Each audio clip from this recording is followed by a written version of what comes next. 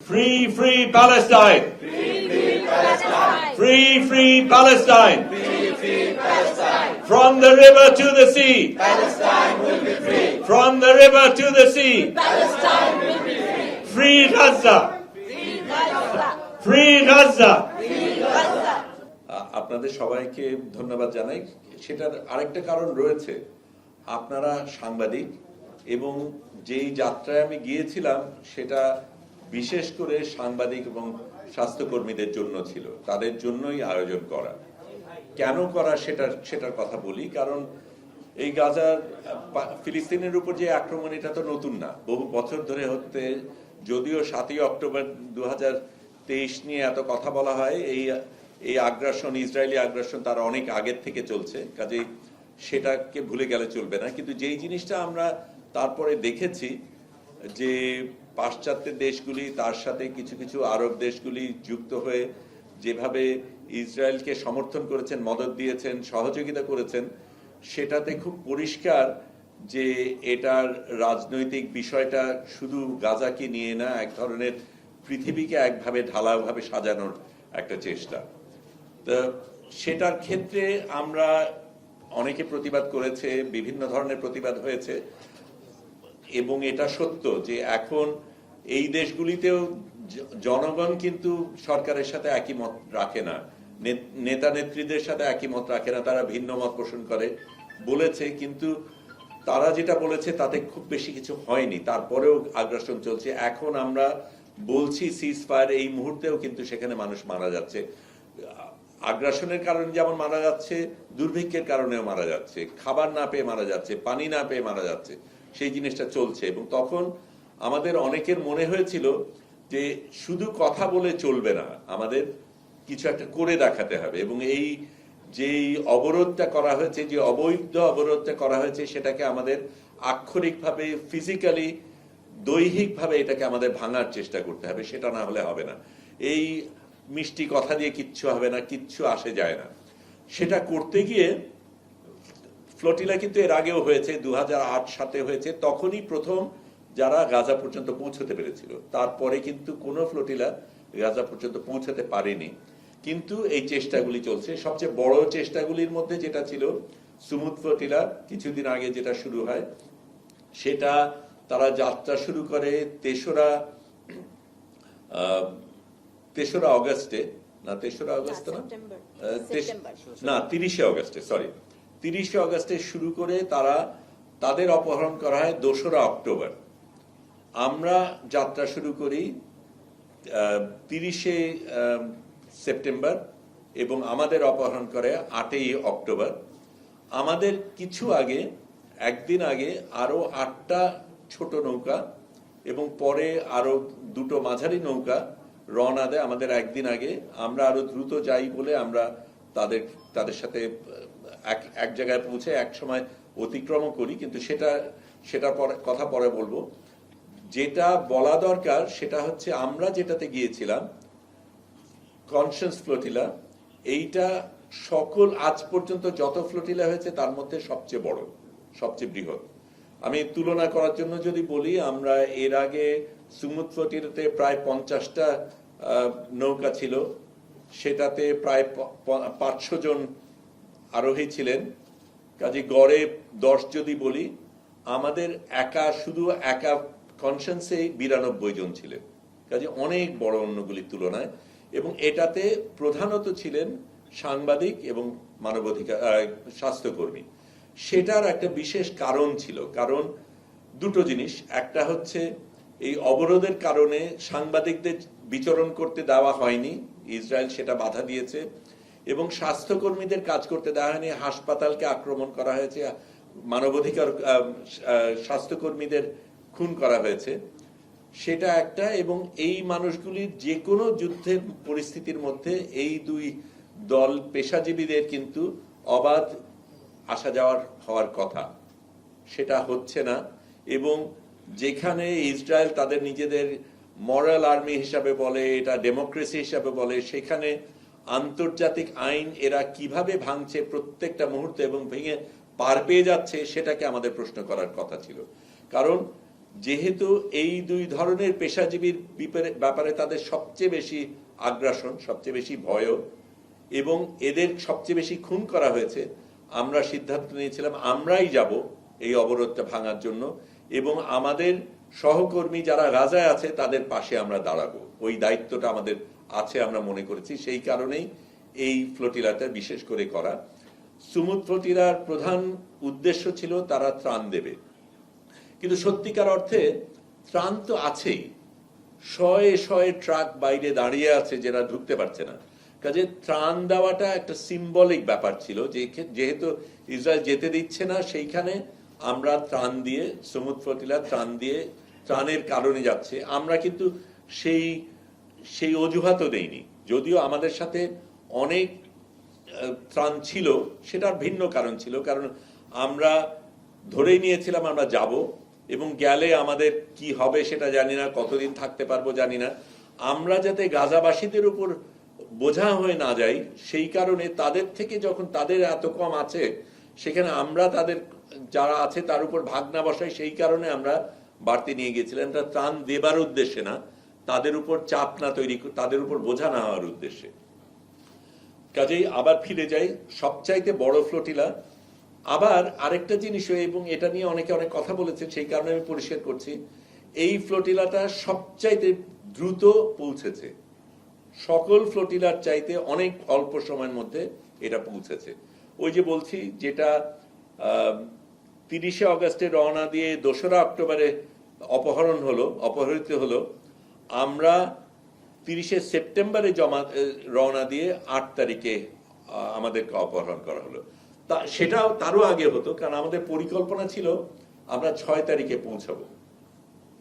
একদম সবচাইতে গতিশীল ভাবে গেলে 1 সপ্তাহের মধ্যে পৌঁছানো সম্ভব, কিন্তু আমাদের আগে যেই 8টা নৌকা এবং পরে আরো 2টো নৌকা যায়, মাঝারি নৌকা যায়, এগুলির গতি আমাদের চাইতে অনেক কম। এই 8টা নৌকা পালতোলা নৌকা অত দ্রুত যেতে পারে না। আমরা প্রথমে ভেবেছিলাম আমরা চলে যাব, কিন্তু আমাদের তারপর মনে হলো তাদেরকে ফেলে যাওয়াটা আমাদের ঠিক হবে না। কাজেই তাদের সাথে তাল মিলিয়ে আমরা প্রথমে পেছনে যাওয়া সত্ত্বেও আমরা তাদেরকে অতিক্রম করি, কিন্তু আমরাই তারপরে সিদ্ধান্ত নেই যে না, তাদের আমরা ফেলে যাব না, এটা লড়াইয়ের স্বার্থে তাদেরকে আমাদের সাথে রাখা দরকার। অন্য যেই 2টো জাহাজ ছিল সেগুলি যান্ত্রিক সমস্যার কারণে পরে তাদের ফিরে যেতে হয়েছে, তারা যেতে পারেনি। তারপরে যেটা হলো, যেটা এখানে এটাও আপনারা বুঝবেন যে আমরা আপনাদের নিয়মিত আপডেট দিচ্ছিলাম, কিন্তু সেখানে এই আপডেট তো ইসরায়েলও পাচ্ছে।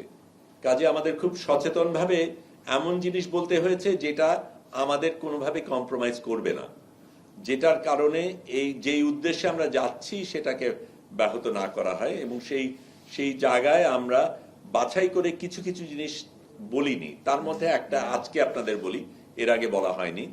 সেটা হচ্ছে, আমরা যখন 6 তারিখে পৌঁছানোর সিদ্ধান্ত নিয়ে দেরি করলাম আমাদের অন্যান্য ফ্লোটিলার কারণে, তখন দেখা গেল আমরা 7ই অক্টোবরে পৌঁছবো এবং ইসরায়েল বলেই যাচ্ছে যে আমরা হামাস সমর্থনকারী। 7 তারিখে যদি আমরা পৌঁছাই তাহলে এটা বলার সুযোগ তারা অনেক বেশি পাবে, কারণ তারা ওইটাকে জাস্টিফিকেশন হিসাবে দেখাতে পারবে। কাজে আমরা ট্যাকটিক্যালি সিদ্ধান্ত নেই যে 7 তারিখে আমরা পৌঁছবো না, 8 তারিখে পৌঁছানোর চেষ্টা করব। কাজে সেই হিসাবে আমরা বাড়তি একদিন ওইখানেই ছিলাম। কেউ দেখেওছেন যে আমরা ট্র্যাকারে দেখেছেন যে আমরা এক জায়গায় কিছুক্ষণ ছিলাম, ওই 7 তারিখে যাতে আমাদের না পৌঁছতে হয় সেটার কারণে। কয়েকটা জিনিস বলা দরকার, যারা গিয়েছিল তাদের কথা বলি। অসাধারণ কিছু মানুষ এই কনসাস ফ্লোটিলায় ছিলেন, সত্যিকার অর্থে একেবারে লড়াকু মানুষ। হুয়াইদা আরাফ, যার সাথে আমি প্রথম যোগাযোগ করি, আমি পরে আপনাদের প্রশ্নের অন্য উত্তরগুলিও দেব, কিন্তু আমি শুধু জানানোর জন্য বলছি, তিনি কিন্তু প্রথম এই মাবি মারমারাতে ছিলেন, যেখানে তার 10 জন সহকর্মী মারা যায়, তাকে হত্যা করা হয়, খুন করা হয়। তা সত্ত্বেও উনি সব বিপদের কথা জেনে, তার সামনে 10 জনকে খুন করা হয়েছে সেই একই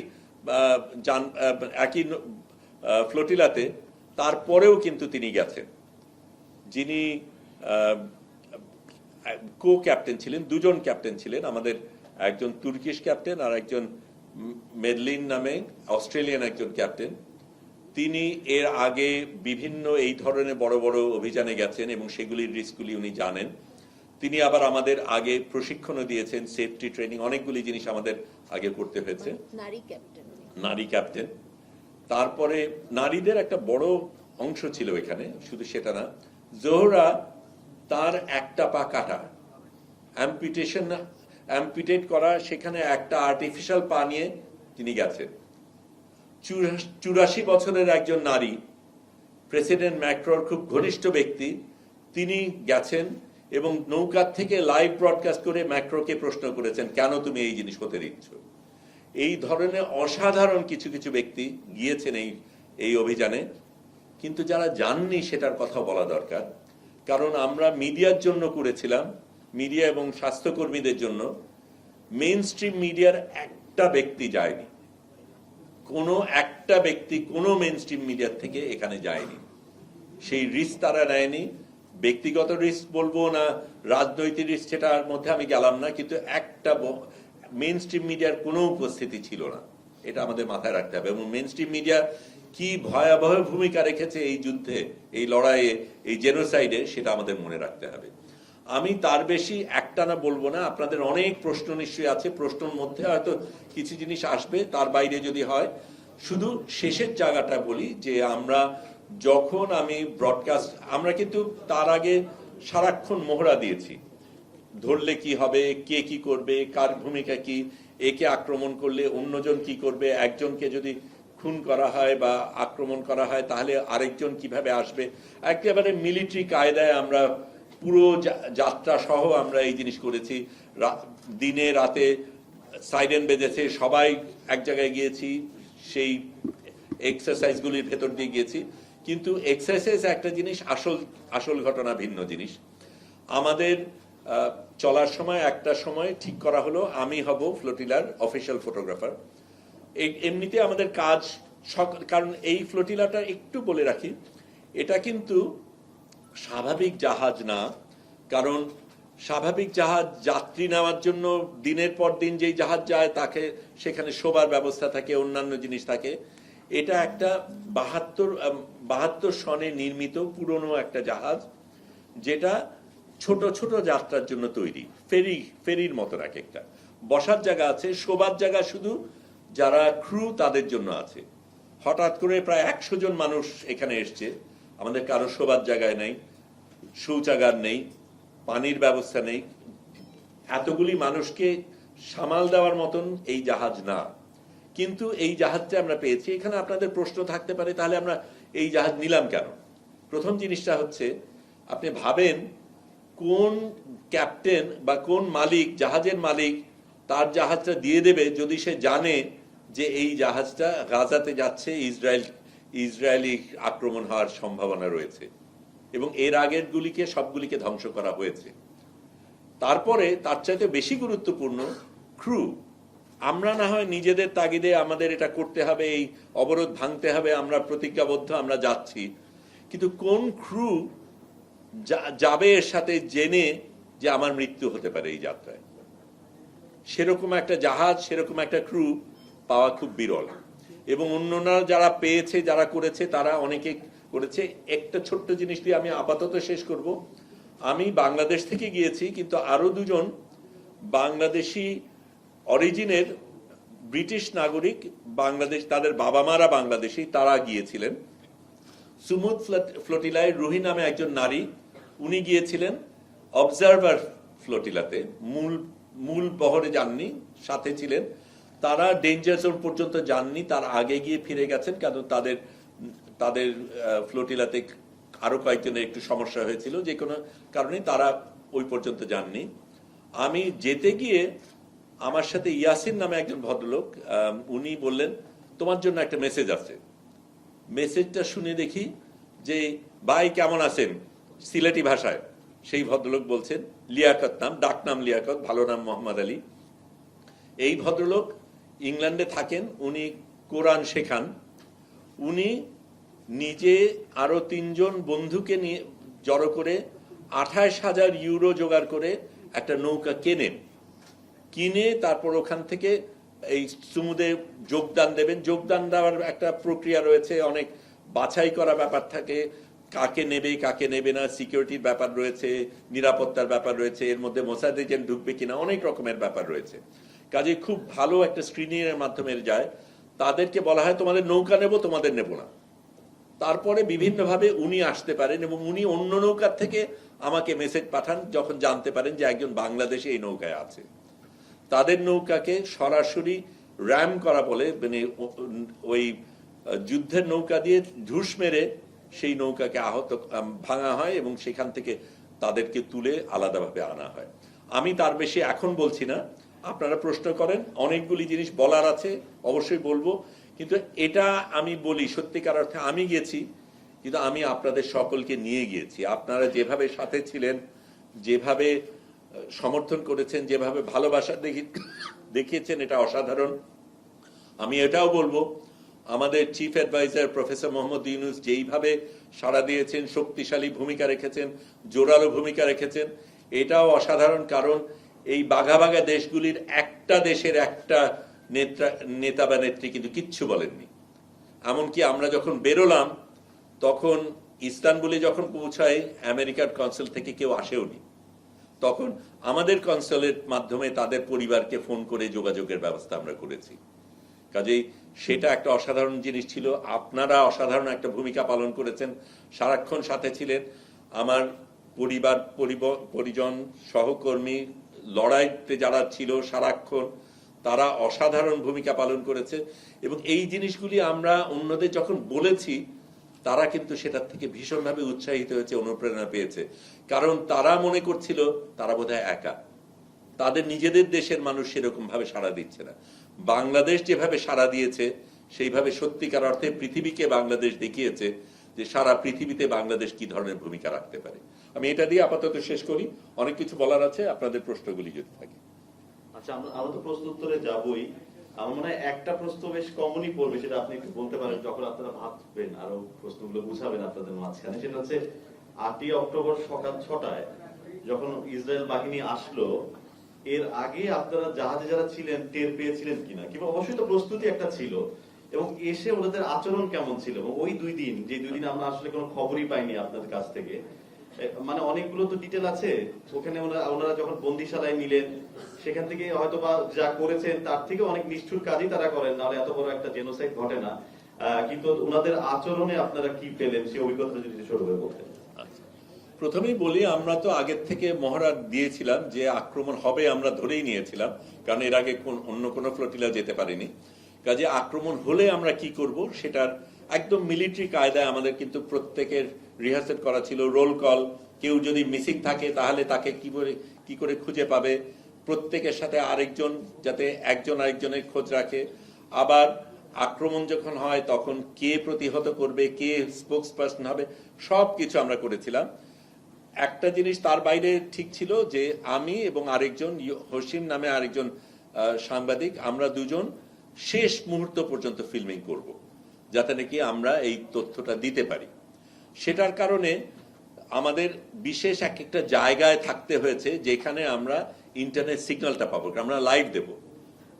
কারণ আমরা এটাও জানতাম যে আমাদের যখন আমাদের নৌকায় এসে যাবে তখন আমরা কিন্তু আমাদের ফোন, ল্যাপটপ সমুদ্রে ফেলে দেব। কারণ এর মধ্যে অনেক তথ্য আছে যেগুলি তাদের হাতে গেলে অন্যদের বিপদ হতে পারে। সেই কারণে আমরা আগেই সিদ্ধান্ত নিয়েছিলাম, কিন্তু একেবারে শেষ মুহূর্ত পর্যন্ত যাতে ফিল্মিং করতে পারি সেই কারণে আমরা একদম নিজেরা আগে গবেষণা করে কোন জায়গায় সবচেয়ে বেশি সিগন্যাল পাওয়া যায় সেরকম জায়গায় ছিলাম। কাজে আমি এবং হোসেন, ও সে ডান দিকে আমি বাদিকে, এরকম ভাবে আমরা অবস্থান নিচ্ছিলাম। তো আমরা শুয়ে আছি, এটা তার আগের রাতে অনেক রাত পর্যন্ত আমাদের আপলোড করতে হয়েছে, কারণ আমরা জানি যে সেই রাতে হয়তো আক্রমণ হতে পারে। কাজে আমরা তখন আমাদের যত ডেটা আছে, তারপর আইক্লাউডে ব্যাকআপ করা, যা যা করার যতটা করতে চেষ্টা করছি। কাজে অনেক রাত পর্যন্ত জেগে 3টার দিকে ঘুমাতে গেছি। এবং এটাও বলা দরকার, আমাদের কিন্তু শোবার জায়গা ছিল না, কারণ এটাও একটা মজার জিনিস যে অনেক ধরনের বৈষম্য তো হয়, এমনকি ফ্লোটিলার ক্ষেত্রেও বৈষম্য হয়। সেটা কিরকম? কারণ আমরা তো ফ্লোটিলায় যাওয়ার আগে ইটালি ছাড়বো, ইটালি ছাড়া গেলে ইটালির ইমিগ্রেশন রয়েছে। সাংবাদিক হিসাবে আমাকে সবচেয়ে আগে দেওয়া হয়েছিল নাম দেওয়া টাওয়া ইত্যাদি, কাজে আমি একেবারে আগে যে ঠিক জায়গা বেছে নেব ঠিক করা হলো। তারপরে শুনতে পারলাম ইউরোপিয়ানরা আগে যাবে, তারপরে মার্কিনিরা যাবে। আমি বাংলাদেশি হিসেবে সবচাইতে পরে উঠলাম, এবং যতক্ষণে আমি উঠেছি ততক্ষণে শোবার জায়গা নাই, মাটিতেও মেঝেতেও শোবার জায়গা নেই। কাজে আমি যেখান থেকে আমরা ব্রডকাস্ট করি ওইখানে স্লিপিং ব্যাগ বসিয়ে করেছি, তাতে সুবিধা হয়েছে। কারণ যখন বলা হলো যে সিগন্যাল পাচ্ছে, কারণ রেডার দেওয়া আছে, আমরা 24 ঘন্টা কিন্তু আমরা মনিটর করছি। আমার নিজেরও ড্রোন ওয়াচ ছিল, ছাদে গিয়ে আমরা এদিক ওদিক তাকিয়ে দেখি ড্রোন আছে কিনা, কোনো কিছু হচ্ছে কিনা, রেডারের তথ্য পাই, অন্যদের থেকে আমরা সিগন্যাল নিচ্ছি। তখন হঠাৎ করে ওই সাইরেন বাজা শুরু করলো, এবং হুয়াইরা তখন বলছে এটা কিন্তু আসল, এটা মহড়া না। তখনই তো আমি বুঝে ফেলেছি ঘটনা কি। তখন অন্যান্য কিছু না দিয়ে আমি শুধু আমার ল্যাপটপ এবং মোবাইল এই দুটো হাতে নিয়েছি, কারণ এই দুটোকে ফেলে দিতে হবে এবং আমার শেষ মুহূর্ত পর্যন্ত ফিল্মিং করতে হবে। আমি গিয়ে তারপর ততক্ষণ বসছে, ততক্ষণে অন্যান্য জিনিস চলছে, রোল কল চলছে টলছে ইত্যাদি। তার মধ্যে আমি ফেসবুক লাইভ করতে চেষ্টা করছি, অনেক ঝামেলা হচ্ছে, কোনোভাবেই সংযোগ হচ্ছে না। তারপরে খানিকটা একটা অংশ পেলাম, কেটে গেল। তারপরে একটা ছোট্ট অংশ পেলাম, যখন ওই নৌকাগুলি দূরে অন্ধকারের মধ্যে দেখানো যাচ্ছে। তারপরে সেটাও থেমে গেল।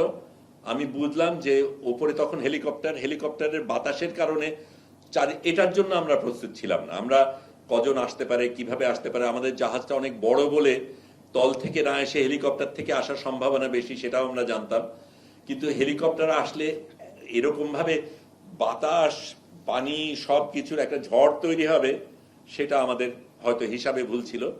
তার মধ্যেই কাজ করতে হয়েছে।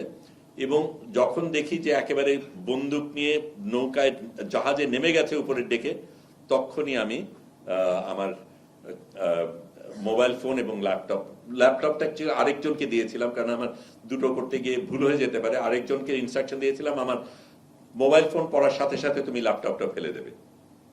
মাত্র 1 সপ্তাহ আগে মোবাইল ফোনটা কেনা, কাজে একটু আফসোস ছিল। যাই হোক, সেটা ভিন্ন কথা। কিন্তু ওই পরিস্থিতিটা হলো। তারপরে এরা যখন নামলো, আমি গুনেছি 39 পর্যন্ত, কিন্তু আমার অনুমান 50 জন খানিক ছিল। আমি একেবারে এক এক করে যত গুনতে পেরেছি গুনেছি। 50 জন খানিক ছিল, কিছু নারীও ছিল। পুরুষরা পুরো কমব্যাট গিয়ারে, মেশিন গান, এক একজনের এক এক রকম machine gun, sniper bullet, laser bullet আলাদা ছিল। এবং সেই সময় আমরা দেখি যে আমার উপরে এবং হসিমের উপরে ওই লেজার পড়ছে। কাজেই ঠিক মোবাইল ফোন ফেলে দেওয়ার আগের ঘটনা বলছি, লেজার ফোন কিন্তু আমাদের একদম কপালের উপর টার্গেট করা।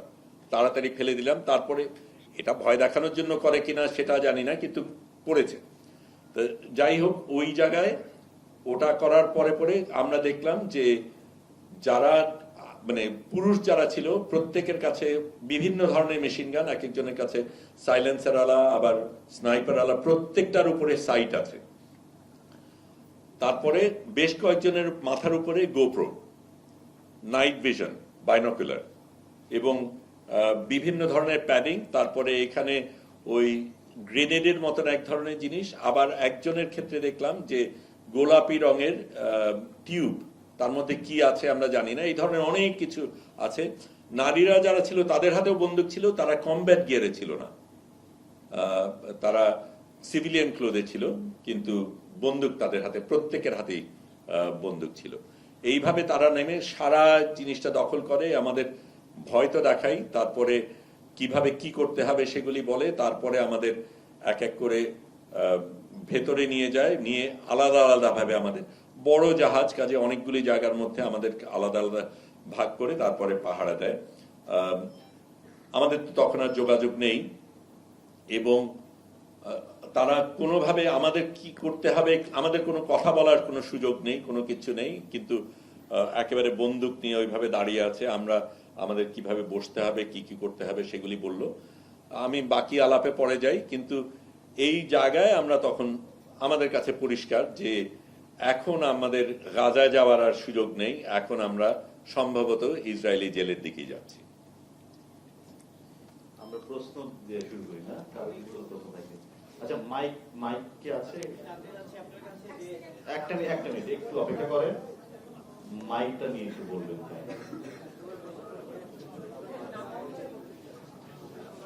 আপনি একটু নাম পরিচয় বলে শুরু করেন।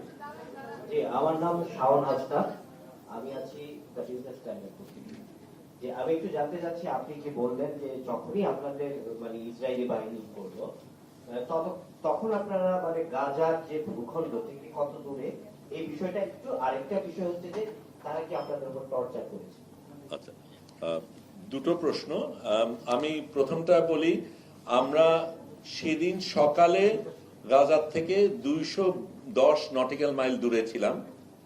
ওই সময় ঠিক কত দূর ছিলাম সেটা আমরা জানি না, কারণ আমরা তো রাতে চলছি, এবং আমাদের যখন ধরেছে সেই সময়কার রিডিং সেটা আমরা তো সারাক্ষণ আপডেট দিচ্ছিলাম যে এত দূরে আছি, এই করছি।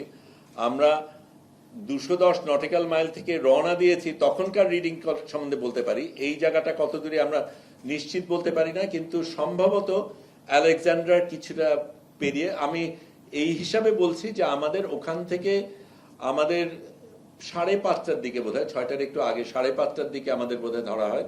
তারপরে তো আমরা টানা চলি এবং আমাদের জমিনে পৌঁছতে রাত 8:30 খানিক লাগে। কাজেই 12 ঘন্টা খানিক আমাদের যাত্রা করতে হয়েছে।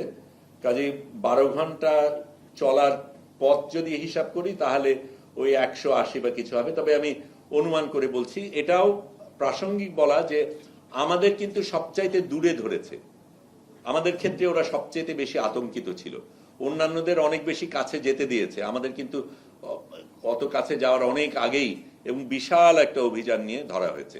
টর্চারের কথা যদি বলি, সেটা অনেক রকমের টর্চার। প্রধান টর্চার আমি বলবো মেন্টাল টর্চার। কারণ যেইভাবে, যেমন কথার কথা, আঘাত ততটা হয়তো পায়নি, কিন্তু আমার পাশে দুজন তুরস্কের ক্রুর যারা ছিল, একজন আরেকজন, ওরা ইংরেজি বলে না, একজন আরেকজনের সাথে ইংরেজিতে কথা বলছে, তখন মেশিন গান ব্যারেল দিয়ে গুতা মারে এবং বিকট একটা আওয়াজ করে ওই জিনিসটা করে।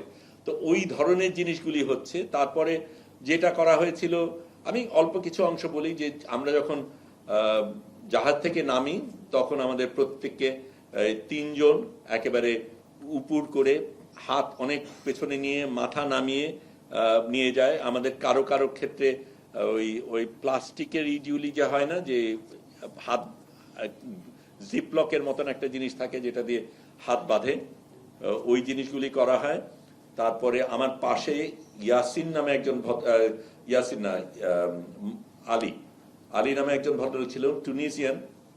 তার ফিলিস্তিনি শার্ট পরা ছিল, তাকে শার্ট খুলতে বলা হয়, উনি রাজি হননি, বলে না আমি এটা খুলবো না।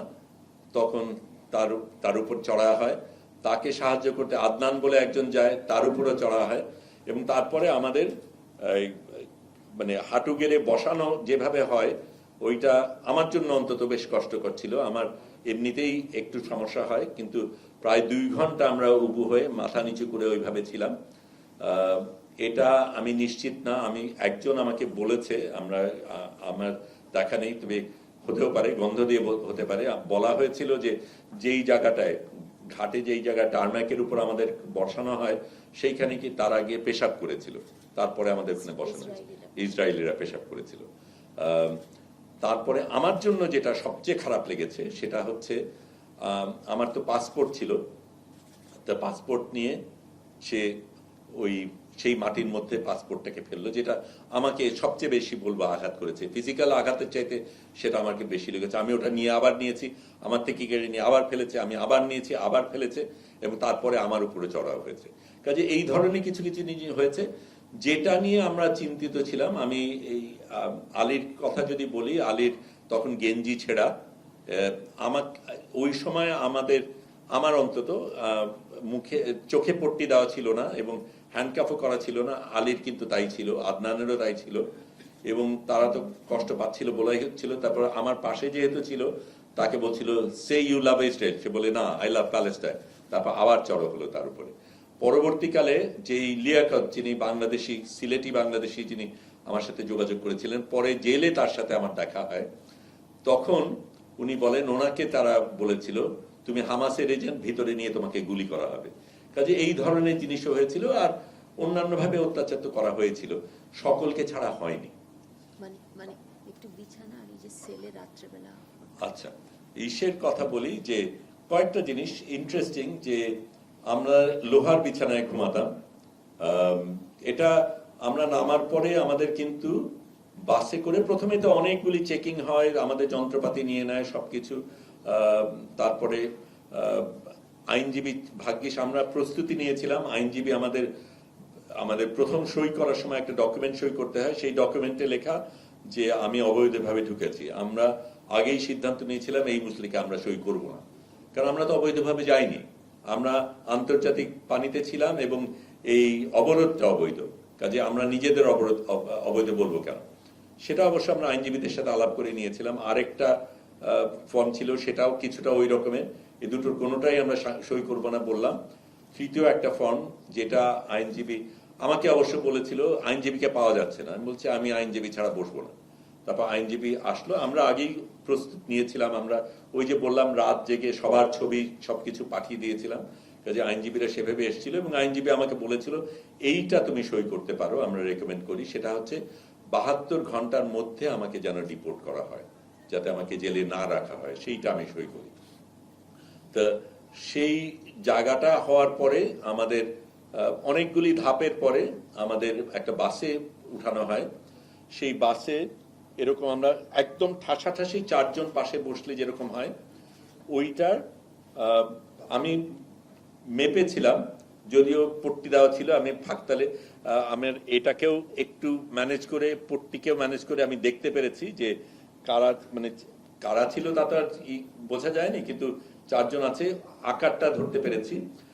এটা ছিল আনুমানিক 2 ফুট বাই 5 ফুট একটা কক্ষ, তার মধ্যে আমরা 4 জন বসে লোহার ইসের মধ্যে, প্রচন্ড ঠান্ডা,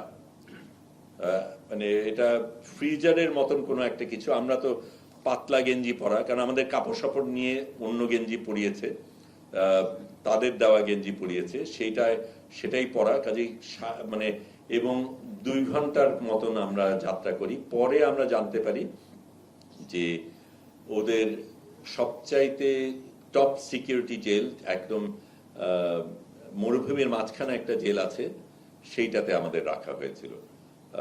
তারপরে আমরা অবশ্য আগে সিদ্ধান্ত নিয়েছিলাম আমরা হাঙ্গার স্ট্রাইক করব, আমরা খাইনি, কিন্তু সকলের শরীর তো একই রকমের না, কারো কারো প্রয়োজন ছিল। এই 2.5 দিন আমরা ওখানে ছিলাম, জেলে ছিলাম, সেই সময় 1 প্লেট খাবার দেওয়া হয়েছে, যারা খেয়েছে তাদের, আমরা খাইনি। মানে বিছানা আর সেলে যে রাত্রেবেলা। আচ্ছা, বিছানার ক্ষেত্রে যেটা, বিছানাটা লোহার ছিল এবং ওই বিছানায় একটু কাত হলেই বিকট একটা আওয়াজ হয়। লোহাগুলি এমন ভাবে করা, একটা স্প্রিং ধরনের একটা কিছু বোধহয়, যে পাট পাট পাট বন্দুকের গুলির আওয়াজের মতন হয়। কাজে আমাদের সেলে 8 জনের জায়গা ছিল, আমরা ছিলাম 7 জন, এবং যেই যখন শুচ্ছে একটু ঘুরলেই পাড়াক করে ওঠে। সারা রাত কিন্তু এই জিনিসটা হয়েছে। আমাদের বাথরুমের অবস্থা আর বললাম না, ওটা বাদ দিলাম, কিন্তু একটা মজার জিনিস, অন্যান্য জিনিস বলি, কিন্তু আমাদের উল্টা যেটা করেছি সেটার কথা বলবো। আমি ছিলাম, এই লিয়াকত শাহ ছিলেন 1 নম্বর কক্ষে, আমি ছিলাম 12 নম্বর সেলে।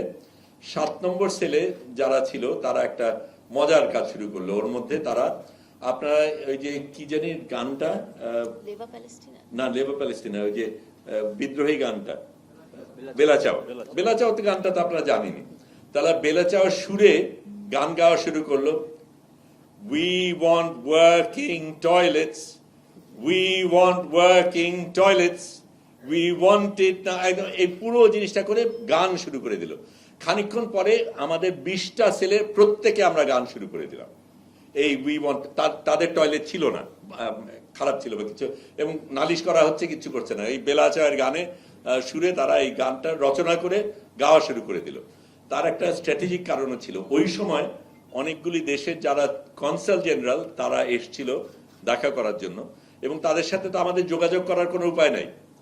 এইটা সবাই মিলে যখন আমরা গান করা, যদিও তারা বন্দুক নিয়ে এসে শাসানোটা আমরা পাত্তা দেইনি, আমরা গান গেয়ে গেছি, এবং এই গান কিন্তু ওদের কাছে পৌঁছেছে, বোঝা গেল।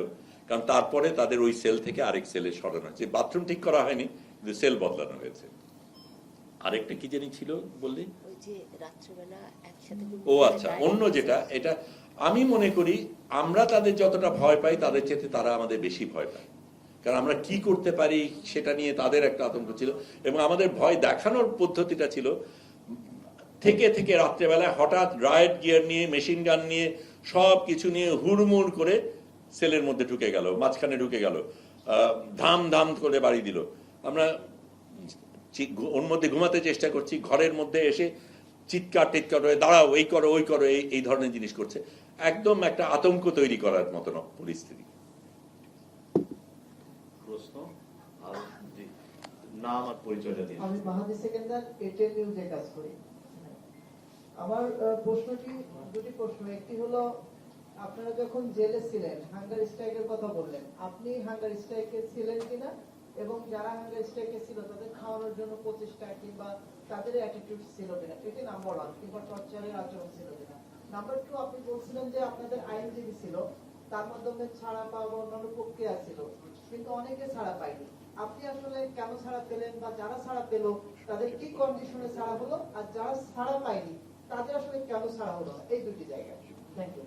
প্রথমত অধিকাংশ কি ছাড়া হয়েছে, এমনকি সুমুদের কয়েকজন এর আগে ছিল, তাদেরকেও ছাড়া হয়েছে। আমরা যেই প্লেনে এসেছি তাতে আমরা প্রায় প্রত্যেকে ছিলাম। যারা আসেনি আমরা জানতে পেরেছি তারা প্রধানত ইসরায়েলি, তাদের, এবং তারা ডুয়াল সিটিজেনশিপ তাদের আছে, ইসরায়েলি এবং মার্কিনী সিটিজেনশিপ আছে, তারা ছাড়া পায়নি। আমরা চিন্তিত ছিলাম যে আদনান হয়তো ছাড়া পায়নি, কারণ তাকে আমরা খুঁজে পাচ্ছিলাম না। এবং আমাদের হাঙ্গার স্ট্রাইক অল্প কয়েকজন ছাড়া আমরা সবাই, আমি সহ, আমরা প্রত্যেকেই করেছি। যেই দু একজন করেছে তাদের শারীরিক অবস্থা ছিল। এবং আমাদের হাঙ্গার স্ট্রাইকের আরেকটা কারণ ছিল, একজন 7 নম্বর সেলে, 6 নম্বর সেলে আরেকজন ছিল, নাম হচ্ছে ক্লাউডিও, ইটালিয়ান, সে একজন বুদ্ধিস্ট মঙ্ক।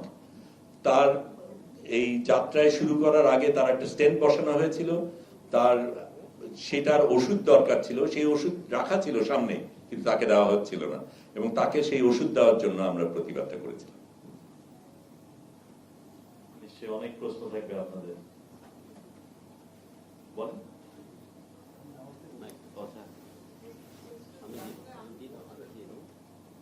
এক্সকিউজ মি, আমি আসলে একটি বলেছিলাম যে ছাড়ার ক্ষেত্রে কোনো কন্ডিশন দিয়েছিল কিনা, সেই জায়গাটা আসলে কিভাবে? আমি বললাম তো, আমরা 3টা ফর্ম দিয়েছিলাম, তৃতীয় ফর্মটা আমরা সই করেছি, যার মধ্যে আমরা কোনো কিছু গ্রহণ করিনি, এবং শুধু বলেছি যে ইসরায়েলি আইন অনুযায়ী 72 ঘন্টার মধ্যে ডিপোর্টেশন করতে হয়, আমরা সেই অনুযায়ী যেতে চাই, তার বাইরে কোনো কিছু ছিল না। আপনার প্রশ্নটা। ধন্যবাদ স্যার। আমার নাম শিপন হাবিব, যুগান্তরের সিনিয়র রিপোর্টার। আপনাকে অভিনন্দন জানাচ্ছি। এই যাত্রা শুধু বাংলাদেশ নয়, পৃথিবীর অনেকেই চোখ দিয়ে যেমন দেখেছে, শুনেছে। আমি একটু জানতে চাচ্ছিলাম, আপনি যখন এই যাত্রায় একদম জেনে শুনে মৃত্যুর কমে যাচ্ছেন, আপনার পরিবার তখন কি বলেছেন? ওই যাত্রা থেকে যখন আবার এসছেন, আপনার পরিবার কি বলেছেন? প্রথমে এটা ঢোকাটা খুব কঠিন ছিল, এবং আমি এটা তখন আমি নিউ ইয়র্কে ছিলাম, যখন লরেন ওয়ালশ নামে আমাদের একজন সহকর্মী, যিনি পাঠশালার মাস্টারও ছিলেন, ওনার সাথে আমি আলাপ করছি। তখন আমি জানতাম যে এরকম একটা মিডিয়া ফ্লোটিলা হতে যাচ্ছে, কিন্তু তার সাথে আমার সরাসরি যোগাযোগ ছিল না। সে বলল আমার একজন আছে যার মাধ্যমে হয়তো যোগাযোগ করা যাবে। তখন হুবাইদা আরাফের, এটা বোধহয় 23 তারিখে, 24 তারিখে উনি হুবাইদা আরাফের হোয়াটসঅ্যাপটা দিলেন, আমি হুবাইদাকে লিখলাম। সে তখন জিজ্ঞেস করলো, প্রথম তুমি কি করে জানলে? তারপর আমি জানালাম, আমার পরিচয় দিলাম। তারপরে 24 তারিখেই, অন্যদের কিন্তু বাছাই করা অনেক আগে হয়েছে, আমি একদম শেষ ব্যক্তি যাকে ইনক্লুড করা হয়েছে। তখন সে বলল, তুমি 28 তারিখের মধ্যে ব্রিন্ডিসিতে পৌঁছাতে পারবে কিনা। আমি তখন দেখলাম কোনোভাবেই এটা সম্ভব না, কিন্তু তার আগে আমি সিদ্ধান্ত নিয়ে ফেলেছি আমি যাব, এবং রেনুমাকে আমি জানালাম যে আমি যাব। তখন তো আমার যোগাযোগ আছে, ও একটা ছোট্ট উত্তর দিল 100%। এবং তারপরে আমরা কি করব কি না করব সেগুলি লম্বা আলাপ গেছে, এবং তারপরে এটাও একটু মজার জিনিস বলি, সেটাও একটা ইন্টারেস্টিং জিনিস। লরেনের সাথে আমার পরের দিন সকালবেলায় দেখা করার কথা, ওর শরীর খারাপ বলে আসতে পারেনি। আমি নিউ ইয়র্কে যখন হেঁটে যাচ্ছি তখন রাস্তা দিয়ে এক ভদ্রলোক বাংলাদেশি, উনি আমাকে দেখে চিনে ফেললেন এবং উনি ইশারা করলেন কথা বলতে চাই। আমি বললাম ভাই আমি খুব ব্যস্ত, এখন পারবো না। আমরা নম্বর যোগাযোগ করলাম। উনি তারপরে বহুবার আমার সাথে যোগাযোগ করতে চেষ্টা করতে পারেননি। ওই দিন লরেন্স না থাকাতে তাকে আমি সময়টা দিলাম। সে এসে, আমি তখন ট্রাভেল এজেন্টের সাথে যোগাযোগ করছি কি করে আমি ওই জায়গায় অত তাড়াতাড়ি পৌঁছাবো। তখন সে আমাকে বলে সে একটা ভিয়েতনামিজ বিলিয়নারের জন্য সে ফিক্সার, বিভিন্ন জিনিস ম্যানেজ করে। সে এমনকি বললো যে তার একটা রাশিয়ার থেকে বিড়াল আনতে আমার $12,500 খরচ করতে হয়েছে, কিন্তু সেটা অন্য আলাপ। কিন্তু সে বললো আমি তো জানি কি করে করতে হয়। সে তখন অ্যাপে বসে যেই জিনিসটা করলো, বলে দেখো ব্রিন্ডিসে তুমি পৌঁছাতে পারবে না, কিন্তু রোম থেকে তুমি যদি বাস নাও লেচ্চে বলে একটা জায়গায় যেতে পারবে, 10.5 ঘন্টা যাত্রা। তা আমি ওইটাই করলাম, বললাম রাতে দাও, কারণ আমি এখনো ফ্লাইট পাইনি। ফ্লাইট তার আগে আমি ব্যবস্থা করতে চেষ্টা করবো যাতে রোম পর্যন্ত পৌঁছাতে পারি, কিন্তু একটা হলে আর একটা হবে সেটার বিলাসিতা আমাদের নাই। কাজে বাসের টিকিট আমি তখন কেটে ফেলে তারপর আমি অন্য মিটিং এ চলে গিয়ে ট্রাভেল এজেন্টকে দায়িত্ব দিলাম তুমি এই টাইমের মধ্যে আমাকে রোমে পৌঁছানোর ব্যবস্থা করো। আমি ওইখানে ফোকার টার্ক আর প্রফেসর ইউনুসের যে মানবাধিকার সেশনটা ছিল ফোর্ড ফাউন্ডেশনে, ওখানে যখন বসে আছি তখন সে আমাকে টেক্সট করলো আপনার জন্য অপেক্ষা করছেন, আমি বুক করে ফেলেছি। কাজে সেইভাবেই হলো। এবং আমি নিউ ইয়র্ক থেকে আমান হয়ে দোহা হয়ে ঢাকায় পৌঁছে এখানে আমাদের সাথে কি হবে, এতদিন থাকবো না, কিভাবে চলবে, এগুলির প্রস্তুতি নিয়ে আবার প্লেন ধরে রোমে গেছে এবং প্রেস কনফারেন্স করে রোমে চলে গেলাম। রোমে গিয়ে ওখানে তারপরে 5 ঘন্টা অপেক্ষা করে রাতের বাস ধরে সকালবেলায় লেচি পৌঁছালাম। সেখান থেকে আরেকটা বাস নিয়ে আরেকটা ট্রেন ধরলাম, সেই ট্রেনের পরে আরেকটা বাস নিয়ে তারপরে 20 মিনিট হেঁটে অত্রান্ততে যেখানে ওদের মহড়াটা ছিল সেটা 29 তারিখ সকালে পৌঁছাতে পারলাম। আমার 28 তারিখ রাতে পৌঁছানোর ওইটুক গ্রেস আমি তারা আমাকে দিয়েছে।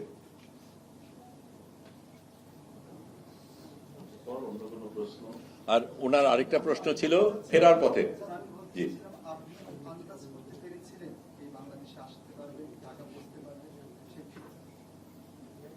আতঙ্ক ছিল আমি যে ফিরতে নাও পারি সেটার ভয় ছিল, এবং সেই কারণেই কিন্তু আমরা আগে বসে আমার অন্তত দেরি হতে পারে, নাও আসতে পারি, সেটা যদি হয় তাহলে কি হবে, প্রতিষ্ঠান চালানোর ব্যাপার রয়েছে, সেগুলির প্রস্তুতি আমরা নিয়ে যাবতীয় কাগজ সই করে তারপরে আমি উঠেছি।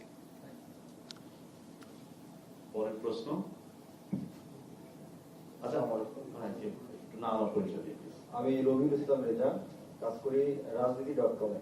একটু জানার ছিল যে এর পরবর্তীতে ফিলিস্তিনদের জন্য আপনাদের কোনো পরিকল্পনা আছে কিনা বা কি করতে চাচ্ছেন, এরকম কিছু পরিকল্পনা থাকলে। আর এটার সঙ্গে আমি একটা সম্পূর্ণ প্রশ্ন অ্যাড করি, আমার মাথায় আসছিল। সেটা হচ্ছে যে আপনি এত কাছে গেলেন গাজা, আপনারা সবাই যারা ছিলেন ফ্লোরিডায়, গাজাবাসী সম্পর্কে নতুন কোন তথ্য পেয়েছেন কিনা? নিশ্চয়ই নিজেরা আলোচনা করতেন এবং তথ্য আপনাদের কাছে আসতো। এখন ওখানে পরিস্থিতিটা কেমন, সেই বিষয়ে আপনি একটু নতুন কোনো খবর দিতে পারবেন কিনা আমাদের? আমরা হাজতে থাকাকালীন আমাদের তো কোনো সংবাদ পৌঁছয়নি, কিন্তু তখন আমরা শুনতে পাই যে সিজ ফায়ারটা ঘোষণা করা হয়েছে এবং হতে যাচ্ছে। এটা আমাদের কাছে খুব পরিষ্কার ছিল যে এতজন এত কথা বলছে তাতে কিচ্ছু হচ্ছে না, এটা অ্যাকশনের সময়, এটার কোনো বিকল্প নেই। আমরা আমাদের দেশে যেটা করেছি, জুলাই অভ্যুত্থানের সময় যেমন রাস্তায় নেমেছি, আন্দোলন করেছি, এরকম একজন স্বৈরাচারকেও আমরা হটাতে পেরেছি। এখানেও সেই জিনিস আন্তর্জাতিকভাবে সেরকম একটা জিনিস করা দরকার। আমাদের একেবারে আক্ষরিকভাবে ফিজিক্যালি নিজের দেহ দিয়ে আমার কোনোভাবে ইন্টারভেনশন করার প্রয়োজন আছে, এটা আমরা মনে করেছি। এই প্রশ্নটা করেছিলেন, আমরা এখানে যারা যারা ছিল তাদের অনেকেই এর আগে গাজায় ছিল, তাদের উপর অত্যাচার হয়েছে, তারা সেই অত্যাচার সহ্য করার পরে আশেপাশের মানুষ মারা গেছে, তারপরেও কিন্তু এই মানুষগুলি যাত্রাতে করেছে। এবং আমরা একটা জিনিস করেছি আপনার প্রশ্নের উত্তরে, এই অসাধারণ কিছু ব্যক্তি একসাথে হওয়ার কারণে আমরা যে সিদ্ধান্ত নিয়েছি, যে আমরা এখন আন্তর্জাতিকভাবে একটা নেটওয়ার্ক দাঁড় করাবো। যেহেতু গ্লোবাল লিডাররা করবে না, আমরা অ্যাক্টিভিস্টরা কিভাবে করতে পারি সেই লড়াইয়ের প্রস্তুতি আমরা নিয়েছি। একটা সেটার বিস্তারিত আলাপ আপনার সাথে করব না, কিন্তু একটা ব্লুপ্রিন্ট আমরা করে রেখেছি এবং আমরা ফেরার আগেই আমরা সিদ্ধান্ত নিয়েছি যে আবার আমরা যাব এবং 1000টা জাহাজ যাবে। এরপর আর কোনো প্রশ্ন? ঠিক আছে। আচ্ছা, আন্তর্জাতিক গণমাধ্যমের অনেকে হয়তো ক্যামেরায় দেখছে, তাদের জন্য কি আপনার কোনো বার্তা আছে কিনা বাংলা কিংবা ইংরেজিতে? প্রথম যেটা বলি, yes, this is for the international media that might be watching.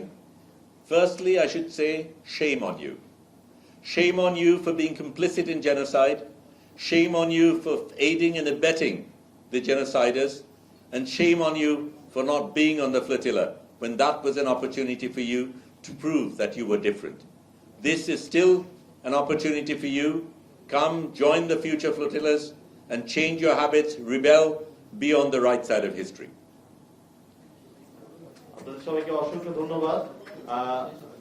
আপনাদের যদি পরবর্তী কোনো প্রশ্ন থাকে অবশ্যই ব্রিকের কাছে পৌঁছাবেন, কারণ অনেকের অনেক বিভ্রান্তিকর তথ্য অনেকে ছড়িয়েছে সোশ্যাল মিডিয়াতে। আমার মনে হয় সেটা সুযোগই নেই, কারণ ব্রিক থেকে কিংবা শহীদ আলম নিজেই ট্রান্সপারেন্টলি সারাক্ষণ যোগাযোগ করেন এবং সকল বিষয়ে কিন্তু আপডেট জানান। তো যোগাযোগ থাকবে। আপনাদেরকে অসংখ্য ধন্যবাদ, আপনারা সবসময় পাশে ছিলেন এই 14 দিন। Free, free Palestine! Free, free Palestine! Free, free Palestine! Free, free Palestine! From the river to the sea! Palestine will be free! From the river to the sea! Palestine will be free! Free Gaza! Free Gaza! Free Gaza! Free Gaza! ধন্যবাদ আপনার সবাইকে। যেইটা নাই আমার এখানে এইগুলিও খুলে ফেলেছে। ও একটা ছোট্ট জিনিস আমি অ্যাড করতে চাই। সরি মাইকটা একটা ছোট্ট জিনিস আমি যোগ দিতে চাই, কারণ আমি মনে করি এটা খুব গুরুত্বপূর্ণ। এরা অনেক কিছু বলে, তারা নিজেদের মরাল আর্মি বলে, তারা ডেমোক্রেসি বলে, এরা ছ্যাঁচড়া চোর। আমার $1600 ছিল ক্যাশ, লিখিতভাবে $1600 ছিল, আমি $1300 পেয়েছি।